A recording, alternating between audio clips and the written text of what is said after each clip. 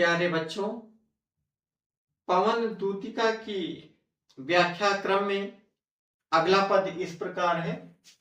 मेरे प्यारे नौ जलद से कंज से नेत्र वाले, जाके आए न मधुबन से और न भेजा संदेशा।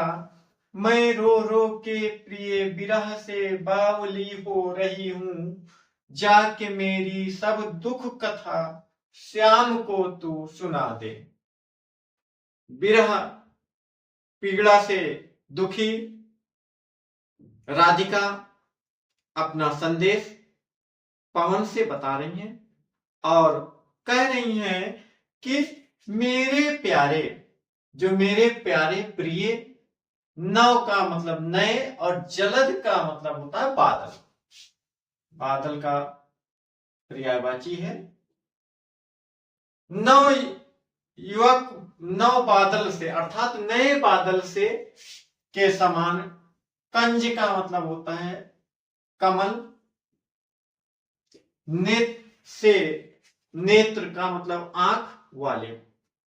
तो पूरे लाइन का अर्थ हुआ कि मेरे प्यारे, हे राधिका, तुम जाके बताना और ये बताना कि जो मेरे प्यारे नए बादल की शोभा से युक्त कमल के समान नेत्र वाले हैं, जाके आए। वो गए हैं, कहां गए हैं? मथुरा गए हैं।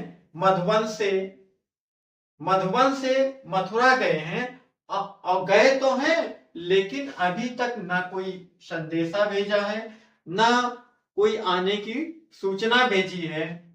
इसलिए उनके न आने पर मैं रो रो के, मेरा रो रो करके जो बुरा हाल है, इससे प्रिय विरह, अपने प्रिय और विरह का मतलब दुख से बावली हो रही हूं। बावली का मतलब पागल हो रही हूं उनके प्रेम में, अर्थात मुझे उनके अलावा कुछ सूझ नहीं रहा है, कुछ समझ में नहीं आ रहा है।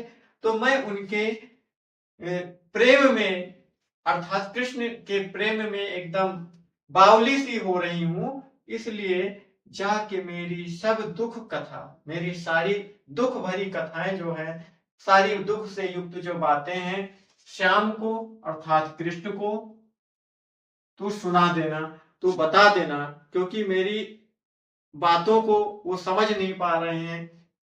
इतना दिन यहाँ मधुबन से अर्थात ब्रज से मथुरा गए हैं और इस उनके जाने से मेरा दुख, मैंने विरह का दुख बहुत ही तेजी से बढ़ गया है। इस प्रकार से इस पद की व्याख्या या रेखांकित अंश की व्याख्या आपको करना है। संदर्भ वही रहेगा। प्रस्तुत पद्यांश हमारी पाठ्य पुस्तक हिंदी के काव्यखंड से पवन दूतिका नामक पाठ से लिया गया है।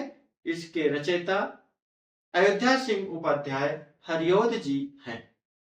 अगला है, ज्यों ही मेरा भवन तज तू अल्प आगे बढ़ेगी, शोभा वाली सुखद कितनी मंज कुंजे मिलेंगी, प्यारी छाया मृदुल स्वर से मोह लेगी तुझे वो, तो भी मेरा दुख वहां जाना विश्राम लेना। पवन को अपना संदेश भेजती हुई राधिका जी कहती हैं कि ज्यों ही, जब तुम मेरे भवन का मतलब महल, मकान से, तज का मतलब छोड़ करके, तू अल्प का मतलब थोड़ा आगे और बढ़ेगी। हे पवन, जब तुम मेरे भवन को, जब तुम यहां से जाओगी तो मेरे भवन को छोड़ करके तुम आगे बढ़ोगी, तो तुम्हें क्या समस्याओं का, किन किन समस्याओं का सामना करना पड़ेगा। इस बात को यहाँ पर इंगित किया है कि शोभा वाली, शोभा सुंदरता से युक्त, सुखद, जो आपको बहुत ही सुख का महसूस कराएंगे, कितनी मंज कुंजे, मृदुल कुंजे का मतलब वहां पर मधुबन की बगीचे की छाया आपको मिलेगी, प्यारी छाया मृदुल स्वर से और वहां पर जब आपको वो कुंजे मिलेंगी, वहां की झाड़ियां मिलेंगी, लताएं मिलेंगी, उन लताओं से युक्त जो छाया होगी, छाया तो होगी लेकिन मृदुल, मीठी होगी, और वो मीठी स्वर से, मीठी आवाज से तुम्हें मोह लेगी, तुम्हें अपनी ओर आकर्षित करेगी, तुम्हें अपनी ओर खींचने की कोशिश करेगी वहां की मृदुल छाया।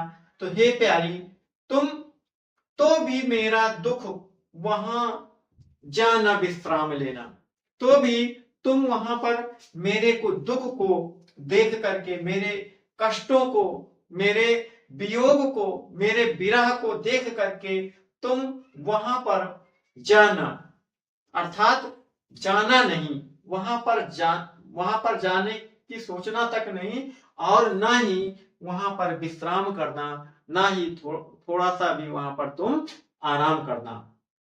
इसलिए क्योंकि अगर जब तुम्हें विश्राम की याद आए तो मेरे विरह को, मेरे दुख को तुम एक बार याद कर लेना।